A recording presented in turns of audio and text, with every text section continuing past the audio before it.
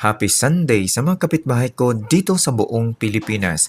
Ang test or assessment na ginagawa para sa infant or newborn cold stress ay temperature testing na pwedeng auxiliary or rectal.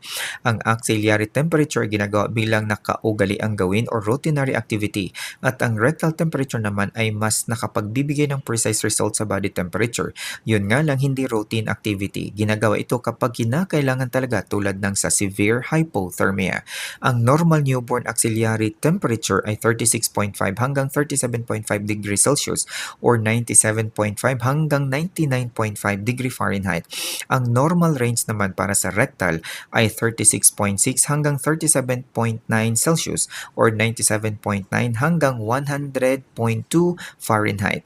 Kung ang body temperature ay nasa 36 to 36.4 Celsius or 96.8 to 97.6 Fahrenheit, ibig sabihin na ang newborn ay nasa cold stress na kondisyon. Kung ang body temperature ay 32 to 35.9 Celsius o di kaya 89.6 to 96.6 Fahrenheit ay nasa moderate hypothermia ang newborn. Kung ang body temperature naman ay mas mababa pa sa 32 Celsius or 89.6 Fahrenheit ay nasa severe hypothermia ang sitwasyon ng newborn. Kinakailangan na talaga ito ng urgent and intensive care.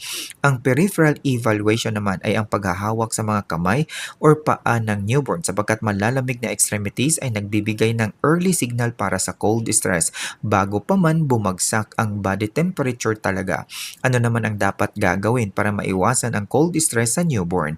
Pagkakalabas ng sanggol ay mabilisang pinupunasan at ipinapatong kaagad sa dibdib ng nanay na walang damit at tatakpan ng kumot na labas ang ulo ng dalawa. Ito ang tinatawag na unang yakap. Sa ganitong pamamaraan ay maiiwasan ang heat loss through evaporation.